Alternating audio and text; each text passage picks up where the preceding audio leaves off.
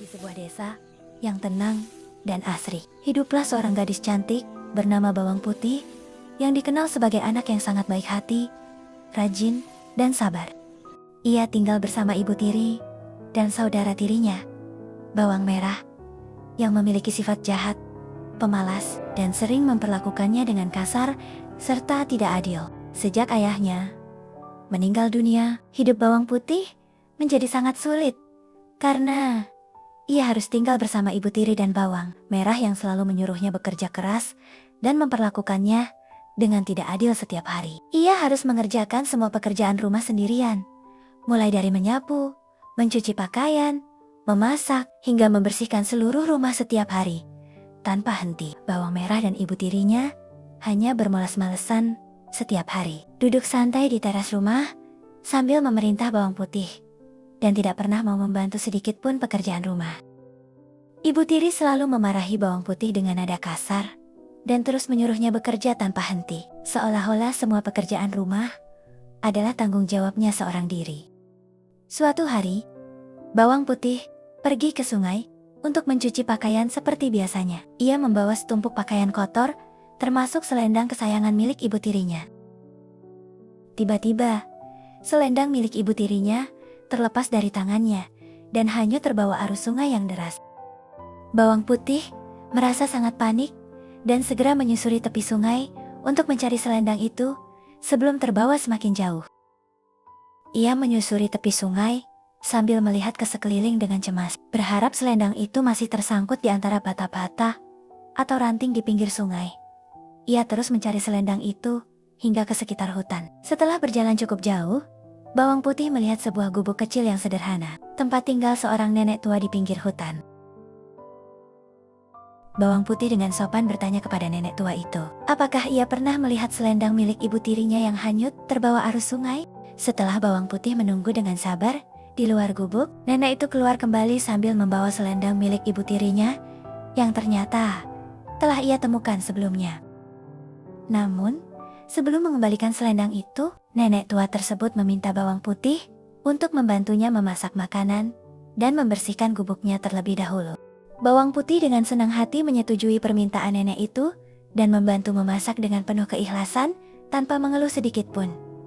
Bawang Putih membantu membersihkan rumah dan memasak di gubuk nenek itu. Ia bekerja dengan sangat rajin, teliti, dan sabar tanpa mengeluh sedikit pun.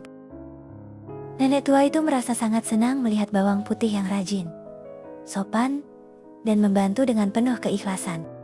Setelah semua pekerjaan selesai, nenek tua itu mengembalikan selendang milik ibu tiri Bawang Putih sebagai tanda terima kasih. Nenek tua itu juga memberikan hadiah berupa 2 buah labu, yaitu 1 labu kecil dan 1 labu besar. Lalu dia meninggalkan rumah nenek tersebut.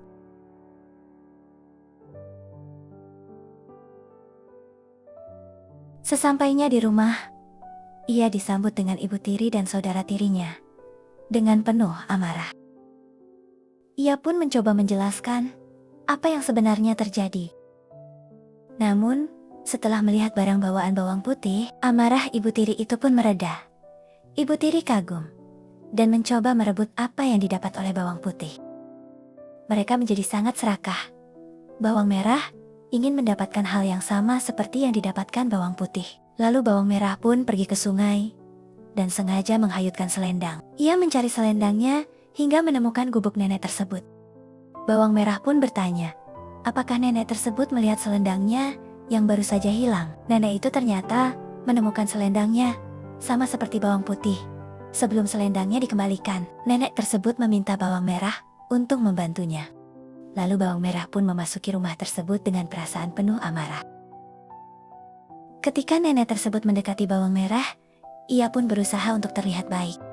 Akhirnya, nenek tersebut pun luluh karena perilaku Bawang Merah dan memberikan sebuah labu yang sama seperti dimiliki oleh Bawang Putih. Bawang Merah berkata, "Wah, akhirnya aku mendapatkan labu yang lebih besar daripada yang dimiliki oleh Bawang Putih." Ia pun pergi dari rumah nenek dengan perasaan penuh bahagia. Sesampainya Bawang Merah di rumah, ia memanggil ibunya dan memamerkan apa yang ia dapat. Ibunya merasa kagum dan memuji Bawang Merah. Tetapi Ketika labu tersebut dibuka, sebuah ular besar muncul dan hampir saja mengenai tangan bawang merah. Karena kejadian tersebut, bawang merah pun tersadar atas perilaku keserakahannya terhadap bawang putih. Di sisi lain, bawang putih pun nampak bahagia atas kehidupannya yang dikelilingi oleh orang-orang. Baik Ibu Tiri dan bawang merah melihat bawang putih dengan rasa menyesal atas perbuatannya terhadap bawang putih.